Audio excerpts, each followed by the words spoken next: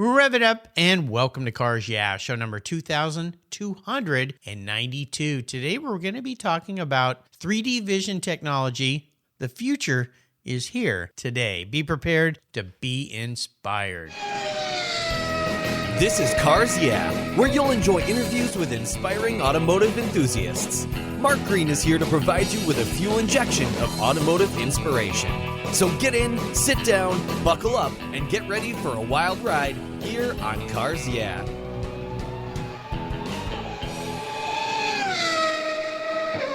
Hello, inspiring automotive enthusiasts, and welcome to Cars Yeah. Today I'm in Lincoln, Massachusetts with a very special guest by the name of Brad Rosen. Brad, welcome to Cars Yeah. Do you have any gear, and are you ready to release the clutch?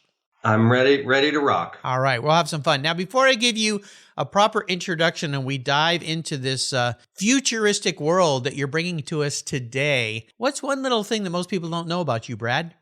Not related to automotive, but I don't share with many people that I have a pilot's license. Oh, a pilot. Very cool. Yeah, I did spend a bit of time flying back in the day. I haven't in a bit, but I don't know. That's one of the few unique things I'd say that I have. That's pretty cool. Well, pilots are cool. My next door neighbor's a pilot, ex-military, and then flew commercial for many, many years. In fact, the neighborhood I live in has a very large percentage of pilots in it, which is very odd. Interesting. I don't know why, but a lot of Alaska airline pilots here and other airlines, but mostly Alaska Airlines. So yeah, kind of fun. And every time I get on a flight, I kind of look in the cabin and go, is that one of my neighbors inside there? And every once in a while, I'll see somebody I know. So that's a little bit reassuring, I guess. You know, I don't know how good they are, but they're still here. So when they say about a landing, any landing is good if you can walk away from it. So they have good taste in neighborhoods, so they've got that. There you go. Yeah, we're all having fun here in lovely Pacific Northwest, which is beautiful this morning. Well, let's get started. Let me give you a proper introduction. Brad Rosen is the COO of NODAR, the leading provider of camera-based 3D vision technology. Their product is a crucial component in the development of ADAS and autonomous vehicles, bringing safety, advanced performance, and cost-effectiveness to the automotive market and people like you and me. NODAR's award-winning 3D vision platform called Hammerhead, I like that, and considering we're both ex-surfers, hammerheads, we know about those, delivers reliable, ultra-precise, and real-time 3D sensing at an ultra-long range, up to 1,000 meters, providing better-than-LiDAR 3D data at the price point of camera technology. NODAR was founded in 2018, is backed by New Enterprise Associates and Rhapsody Venture Partners. We'll be back in just a moment to learn more about the future that's here today. But first, a word from our sponsors, so give them a little love. They keep the petrol in the tanks, or if we're talking EVs, the charge in the car. We'll be right back.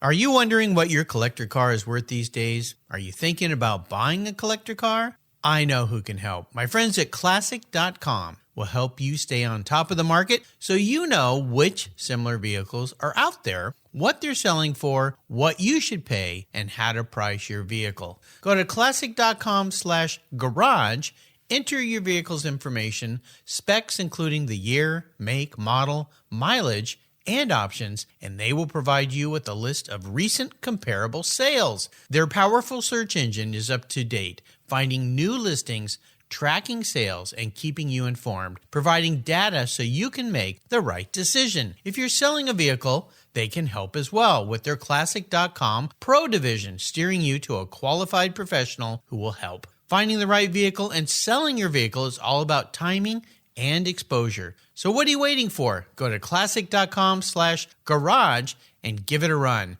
That's classic.com/garage and tell them Mark sent you. Years ago, when it was time to renew my collector car insurance policy, my carrier's rates went up. Way up, but my usage was the same and I never made a claim. I didn't even have a ticket. So what's with that? So I turned to American Collectors Insurance. Has your collector car insurance recently raised your rates for no good reason? Tired of paying an annual membership fee? Then it's time to look around and call American Collectors Insurance. I shopped around, I asked friends for recommendations, and found a winner that I can trust. And boy, I'm glad I did. I saved hundreds of dollars every year and slept better at night knowing my baby was properly insured. American Collectors Insurance have been protecting vehicles since 1976. They provided me with an agreed value insurance policy backed by their history of taking great care of their clients. What could be better than that? So give them a call and ask for a quote today. 866-ACI-YEAH. That's 866-224-9324. And protect the ones you love like I did with American Collectors Insurance. Classic car insurance designed by collectors for collectors.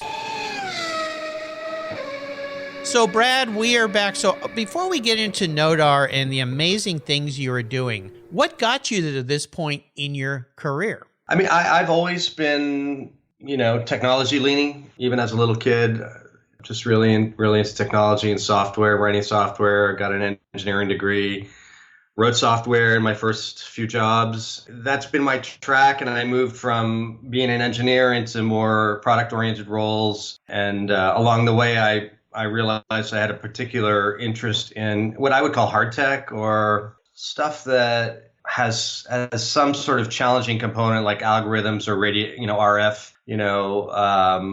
communications or these types of things. So I've done a few startups like that. I've done 7 venture-backed startups. Oh, wow. You're a brave guy. Yeah, I love the early stages and the rush of the up and figuring out what to do on the down moments. It's super exhilarating. And some people don't appreciate risk, but I actually sort of thrive around it. Obviously. So yeah, I've done a couple things related to sensors, a bunch of hard tech, a lot of software, and early stage is my thing. So I had sold a company a few years ago that I was running, and I was looking at this particular industry, autonomy, not just terrestrial autonomy, but also like airborne, like air taxis. I'm super enamored with that space, but I had decided that, that was going to take a little bit longer than my time horizon for my next thing. So anyway, I ended up, through a stroke of luck, meeting my co-founder, Leaf, and he also was building for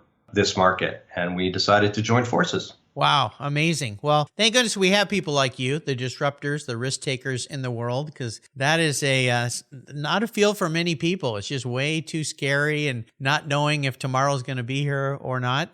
The guest I had on yesterday talked about that in the challenge question, having been in companies where the next day you don't know how we're going to make payroll the end of this week, and raising capital and all that. Yeah, it's gnarly, but this is very cool what you're doing, because this EV world, autonomous world, has coming on us so fast. My head's spinning. I've never seen anything like this in my lifetime. So let's talk about NODAR, what it's all about, the fact that you guys are bringing about technology that supersedes old LiDAR type technology, and your capabilities are way above my pay grade here at Cars Yeah, about what you're doing in the technology side. Let's talk about what you're doing, why you think it's important, and I'll have a couple of questions for you as we get through this. So you take it away. NODAR.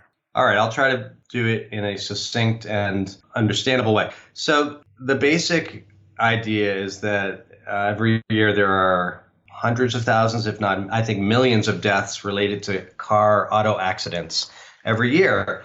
And I think, while some people might argue, I firmly believe that the more we can apply technology and automation to the driving scenario, the more lives are going to be saved. And so basically autonomy in the automotive sense started around the DARPA Grand Challenge, which was early 2000s. And that's when we kind of identified that cars could drive themselves with computers. But to do that, an absolute requirement is 3D information, real-time 3D information, so the car knows what's around it and how to navigate. And so that kind of spurred a massive investment in LiDAR technology, because LiDAR is able to provide very precise 3D sensing around a vehicle. But LiDAR, as we've learned, has a lot of shortcomings. It's super expensive because the optoelectronics to detect and measure photons at photon speeds, speed of light, is very, very expensive. And then you have to do that with lasers, and you have to do it very rapidly. It all adds up to being very expensive and also very low resolution. So the lasers typically scan the scene. It takes time. And at the end of the day, you have to aggregate these scans until you've got a picture of the scene. And that can take a bit of time, and it's very low resolution. So as we start to think as a society about vehicles that will drive themselves in a way in which the human doesn't have to pay attention. So that's like we say level 3. Right? Level 3, the difference between level 2 autonomy and level 3 is with level 2, which a lot of us have in our cars, you have to pay attention. It makes mistakes. you have to touch the wheel every 30 seconds. Some of the newer systems like Super Cruise or whatever are watching your eyes to make sure you're not diverted. And yet we're still seeing a fair amount of lethal crashes, right? And I won't name any names, but there are in the news every week now we're hearing about it. So this is a long way of backing into my co-founder Leaf after getting 3 degrees at MIT in lasers basically and building LiDARs for 13 years at MIT Lincoln Labs had the assertion that LiDAR, while it's a great tool, wasn't necessarily the best tool for passenger vehicle autonomy because of the cost, the resolution, the performance, the resilience. There's like a lot of reasons. So he set out to come up with a way to provide reliable 3D information to autonomous vehicles at a price point that the automotive market can digest, right? Today, Volvo and lots of other cars, BMW, are looking at putting LiDARs in to help get them to level 3, mind-off driving. The bill of materials on those cars is jacked up because those LiDARs are not cheap yet. Someday, LiDAR may be cheap. There are people that talk about $500 LiDARs, but that is not where we're at today. And as we've seen, the timeline has become elongated and continues to become elongated because LiDAR is not ready. So what we have done and what my co-founder started doing, I joined him a year into his journey, is build a 3D vision system based on standard cameras that are in your car today, cameras that are in your phone. We produce over 1 billion cameras a year as a society. And so these cameras are, ultra high performance, super low cost, getting better all the time. Cost is going down. They're solid state, so they last 15 years. Like they're a perfect sensing device. Now, the difference between cameras and LiDAR is an active sensor. So it sends out a pulse and it measures a return. What we do is we are a passive sensor. So we have a really, really high resolution array, which is what cameras are. And we just have photons that are emitted from the scene arrive at the sensor. So that's just a difference. And we argue that it's, a passive sensor is sufficient for L3 and above driving. It's incredible how fast all this is happening. And we think about what cars can do nowadays, for instance, self-parking cars, so you don't have to learn how to parallel park. The biggest fear of every 16-year-old getting their license, parallel parking, right? Yeah. And still people today just won't. I know people that won't park that way. They'll drive around the block 10 times to find somewhere else to park. So I kind of laugh at it, but it's the way it is. So when do you expect a full transition into level 3 to happen? Is there obviously you have a target out there for what you're doing at NODAR, but when do you think this is reality? Yeah, I think level 3 is coming at us sooner than later. For many years, the world was enamored with this idea of level 4 driving, which is like robo-taxis taking us places with no driver. And that's definitely happening, but it's happening slower than everybody had anticipated. And then we saw like Argo was shut down and other companies that are trying to do this. Cruise has laid off some people, Motional, some delays. It's a very hard problem. And so what the industry is doing as of like the last 6 months is repositioning our thinking, more focused on taking baby steps, right? So the first is level 2 plus.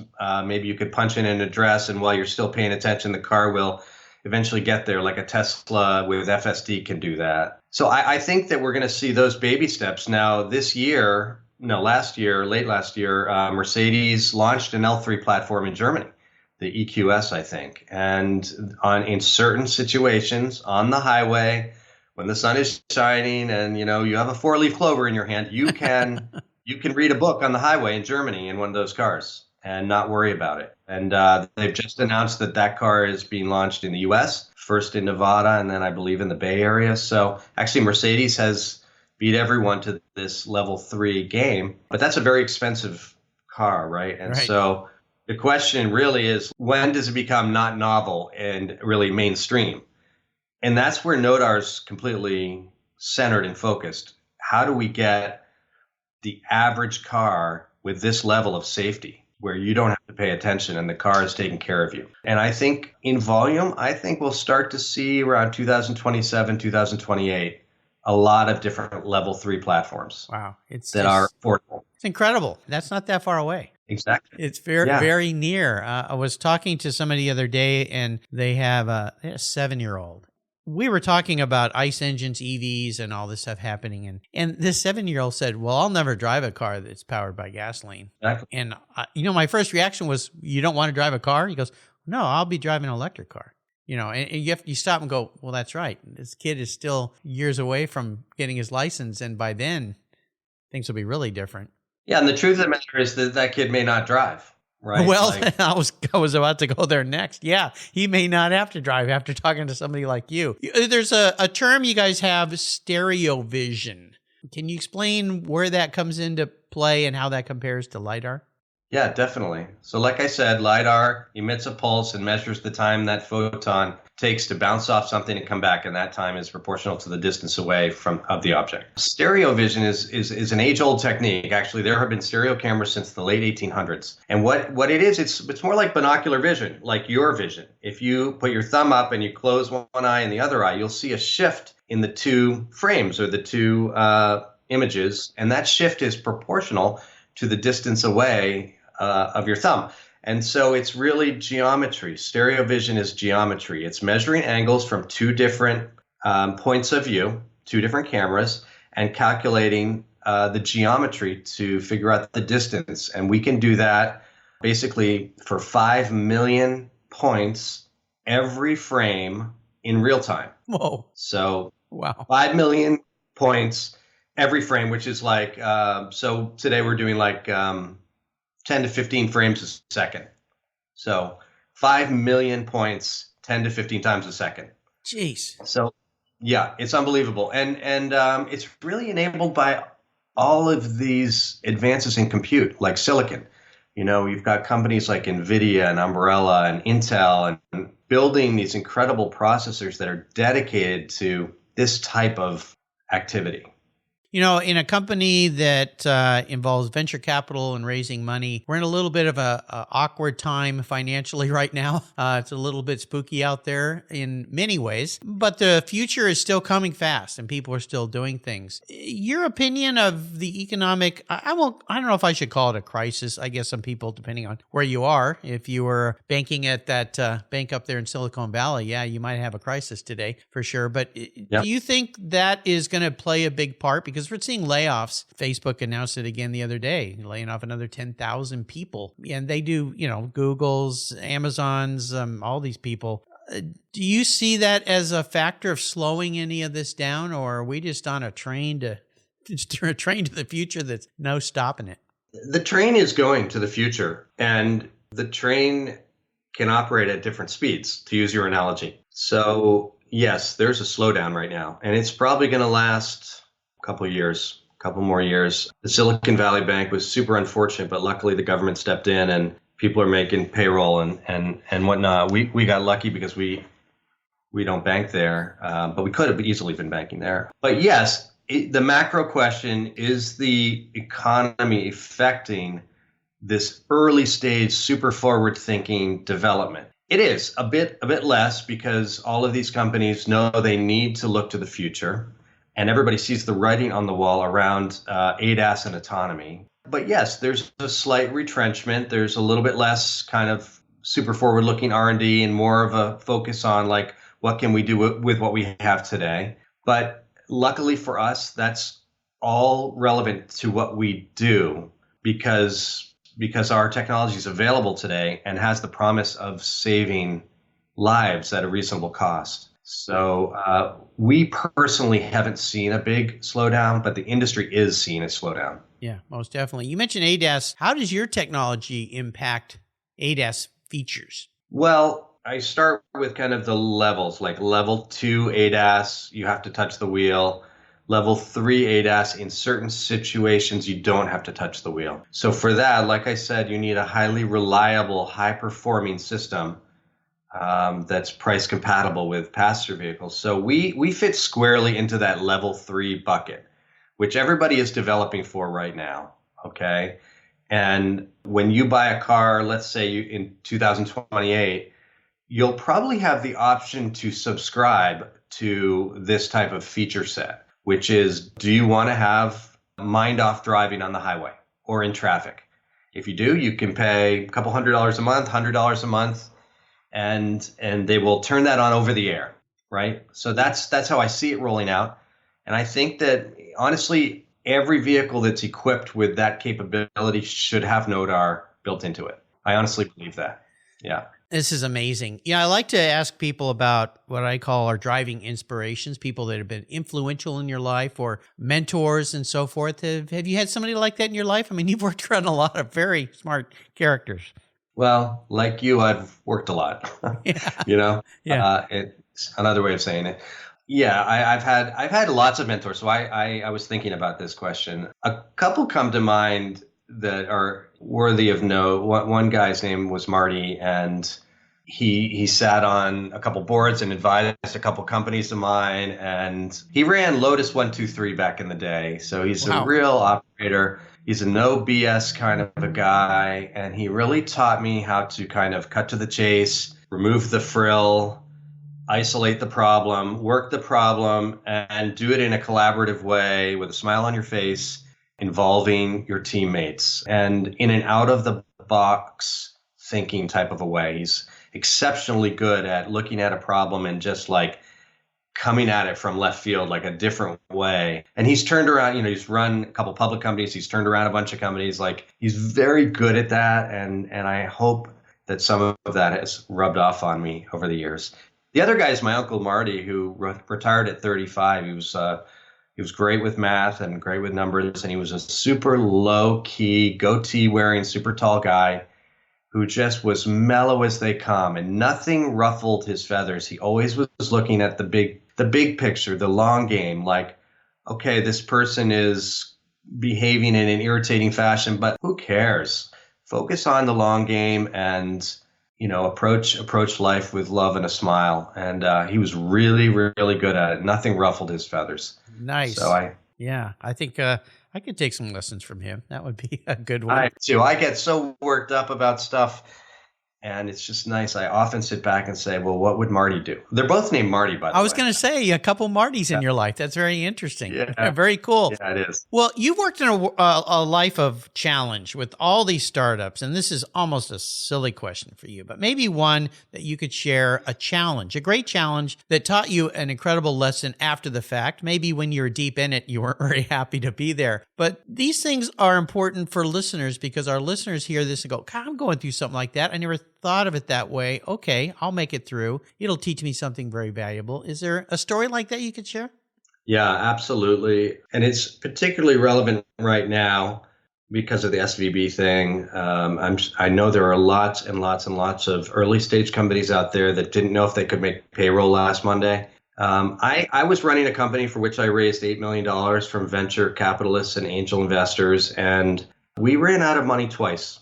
And I had a team, and that team was comprised of people with families and kids, and those were the two most stressful points in my career. And I'm not sure that the way I dealt with it was right or best. I know there are lots of ways of managing through adversity, but the way I chose, which was the only way it's the only way I knew how to conduct myself, was to share the complete truth with the entire team all the time.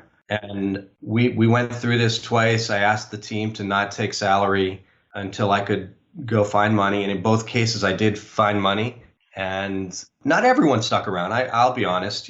People get antsy and they go find other jobs, and that was fine.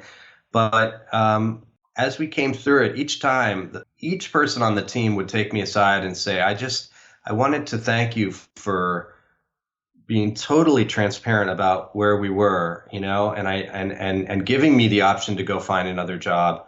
And I'm super glad I didn't, and I heard that time and time again. So I would advocate for transparency in these situations, but I know at a large company that might not be viable. But that was learning for me. It's a great way I think it's the only way to go. And we've heard of this recently with some big tech companies that just all of a sudden Monday morning, you're locked out of your computer. You're like, what happened? And even I know people that happened to, and even their bosses didn't know They had no idea, and terrible. Well, SVB, I mean, I've spoken to reps at SVB, and they didn't know what was coming. It was a complete surprise. Yeah, I'm not so sure the guys at the top did. Well, I'm sure they knew. Hearing something, yeah, but I think it's much better to be transparent and let people know. Yeah, that's the only way to do it. And I've been in that situation. My wife was in that situation when we bought our first house, and her boss couldn't pay her. She worked for free for 4 months, and he just kept saying, "I will turn this around. I'll fix this. Please stay with me." And pretty much everybody left, and it paid off for her. And it worked out. Luckily, we could afford to do it. It was some scary times, though. We were young, new baby, new house, and it's like, how many more months is this going to go on for? Like, yeah. Spooky times. But that's a great lesson for everybody listening, mostly young people. Build a runway, live below your means, invest, save, have money for that rainy day that mom always told you about. That's why piggy banks were designed for kids to learn about saving for the future. So great lesson. So I want to talk about cars a little bit with you. I'm guessing you're a bit of a car guy because you're on cars. Yeah. Is there one special vehicle in your life that stands out? Yeah, definitely. And you were talking about, traveling around when you were younger. I in college, I got a Volkswagen GTI. Oh, I love it. I loved it. It was an amazing car to drive. I drove it on a track through the BMW Club of America a few times, took some racing lessons in it, drove it to both coasts a few times. I hit a deer in the Grand Canyon in it. It was terrible. On my way to California, so sort of lived through that. The one story that makes me use this car as the example is that one day I was in the Bay Area. I was heading to Ocean Beach to surf. I had my surfboard on the top of the car, which you'll appreciate. And I was wearing a ripped pair of shorts. I was a software engineer, ripped pair of shorts and an old shirt. Driving over the Bay Bridge, and I look over to my left, and I remember clearly seeing someone with a mask on, like the kind of masks everyone wears now. But at that time, it was quite uncommon. And I remember looking up and seeing a streak of black clouds going across the sky. And I turned on the radio, and I learned that the whole of the Oakland Hills was ablaze. Oh, that fire. Yeah, and so the house that I had just left and had been living in, renting a room, burned to the ground. Oh my gosh. The only thing I had to my name was that car, the surfboard, some shorts, a shirt, and a bathing suit. Well, that's all you need. That's all you need. That's all you need. That was my learning. Oh my God. What year was that GTI? 89. 80s? Yeah, I was going to say 80s. Yeah. My wife and I, our first new car we bought after we were married was a Volkswagen GLI, which was the four-door version of the GTI. And yeah, that was a pretty cool car. I mean, the GTIs, you think about that and how they've evolved over time, all the way up to the R2s and just really fun cars. But oh my gosh, The fire. Yeah, I remember that fire. That was, wasn't that? I remember hearing a story about a guy who had cars in his garage up in the hills there. And the one car he saved was he had a vintage Formula One car, and he actually got in it, fired it up, and drove it down out of Berkeley. Oh my gosh. So he had to pick one, and he picked that car. Yeah, to get out of there. But those fires, the California fires. I mean, poor California has to deal with that all the time. It just seems to be never ending. We get our share up here too. Now it's the other end of the spectrum with snow. Yeah. Oh gosh. Yeah. The snow this year, it's pretty incredible, and it just keeps coming. So they're going to be digging out for a long time. So I'm going to be a car psychologist. I'm going to crawl into your skull a little bit here. If you were reincarnated, manifest as a vehicle, what would you be and why? It was a toss-up. Okay. But I really love the old Land Rovers, and there's a lot about them, like a 1994 Land Rover Defender. I dig that car. Yeah. It's a no BS, super hardworking, no games, no beating around the bush car. But also in the same moment, it's extremely charismatic and stands out and turns head, and people it garners respect, and people are just like, what is that? So I love that car, and that kind of what it stands for in my mind. Yeah, the Defender's become a classic, and I've had several guests on the show that, like a lot of companies are doing now, they take the old ones and they retrofit them into basically they look the same, but they're all new. Some of them even have LS engines underneath them. I mean, they just make them more drivable, I guess, because some of those were a little rough to drive around in. So, but yeah, they're loved by a lot of people. Is there a great book that you'd like to share with us? Could be car related, could be business.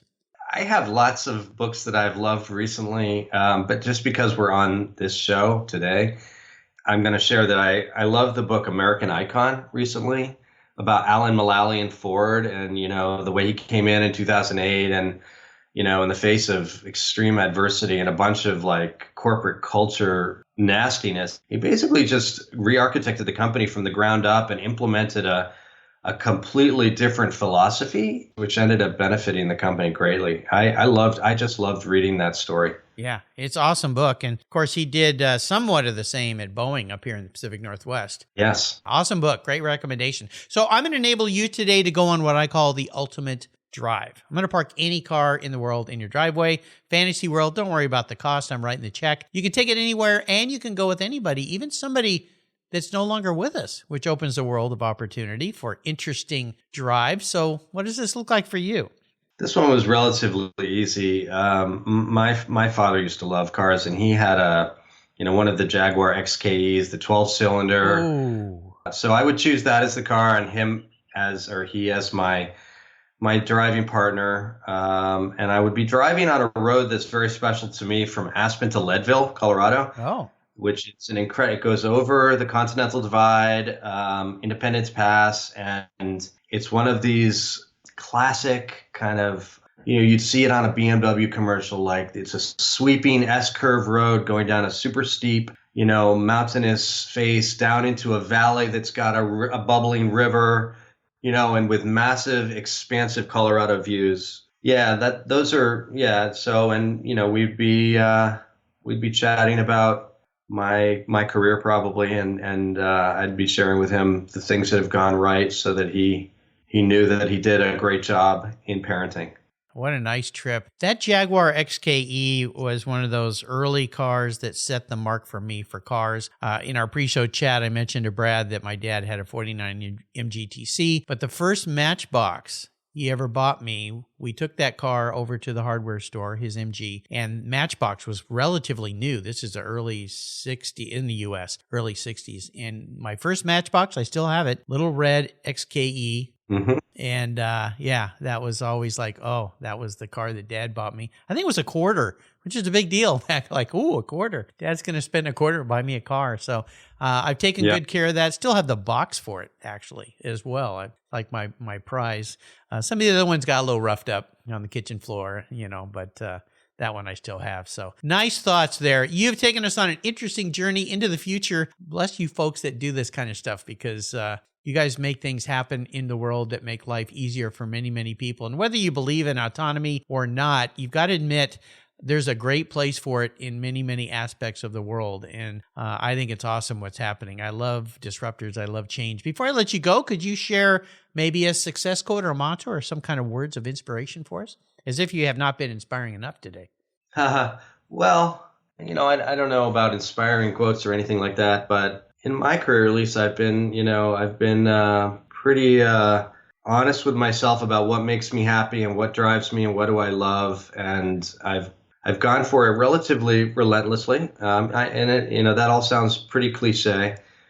The one I advise a bunch of companies, and I work with entrepreneurs. Anyone, any entrepreneur that wants to chat. I mean, this is my area of passion. But I do give the advice for kids coming out of college to go get a job at a larger company to see a framework that works before diving into. I see so many kids that want to go start a company right away. I just think there's a lot to learn and a lot of pattern recognition to absorb. And if you are able to find a great mentor, that has helped me considerably. It just helps you reduce the number of mistakes you make. I mean, entrepreneurship is risky, and your whole job is to reduce the risk of that endeavor. And having like pattern recognition and memories and knowledge of what works and what doesn't work goes much farther than you think it does. Oh, yeah. It's amazing when you come out of an institution, I'll say big company, which is an institution, and you see from the outside what does work great, but more importantly, what does not work well at all. And for some reason, sometimes, a lot of times, these big companies, they can't see that. You're so busy. Everyone's rowing. No one's up in the crow's nest looking ahead. Wait, we're about to row into the rocks, guys. Keep rowing, So Rowing yeah, faster. yeah, great words. How can people learn more about NODAR? And I'm guessing for you, LinkedIn, perhaps? Yeah, LinkedIn is a great place to start. Our website is also good. We are nodarsensor.com because we have not yet acquired nodar.com. Obviously we're on LinkedIn. I'm on LinkedIn. We have a Twitter. We're /nodar on Twitter. I think we're easy to find. Please find us. Absolutely. I'll put links to Brad and his company on his Cars Yeah show notes page. Of course, every guest here gets their own show notes page where you can listen, but also links back to their business so you can connect with them and learn more about what they're doing. And I encourage you to do so because the future is here. I want to do a shout out thank you to Dee Dee Rudenstein. She's brought me several great guests of late. Dee Dee, thank you very much. You're doing a great job. Brad, thanks for spending time sharing this amazing world that you've created for us and what's coming. Until you and I talk again, my friend, I'll see you maybe down the road, and I'll be in the back seat in the car I'll be driving. Beautiful. Nice to meet you, and thank you very much. This was great fun. You know what? We are all wired differently, and not everyone needs to go to a 4-year university. Technical education and the skilled trades matter, and one can build a solid career as an auto, diesel, or collision technician. There are no longer blue-collar jobs, they're new-collar careers as the technology and skill sets have become so advanced. Support career and technical education by getting involved with TechForce Foundation. It's a Cars Yeah charity of choice. Learn more at techforce.org. For several years now, you've heard me talk about Linkage Magazine. I've been a subscriber since the start. Their talented and creative team brings you a spectacular publication and website that shares the automotive passion from a worldwide perspective. Linkage is about driving, restoring, collecting, and first-hand experience at collector car auctions and more. They bring you real-world values plus rational, experienced opinions on the current markets. They cover the automotive world and the people who share our passions. And Linkage Magazine has grown, mailing you 6 issues annually. Join me on this journey with Linkage. They're geared for the automotive life. You can subscribe at linkagemag.com. Thank you so much for joining us on today's ride here at Cars Yeah. Drive on over to carsyeah.com to find show notes and inspiring automotive fun. Download your free copy of Filler Up, a fun book filled with gorgeous photographs of fuel filler fun, including quotes from more inspiring automotive enthusiasts. Download your copy today, and we'll see you next time on Cars Yeah.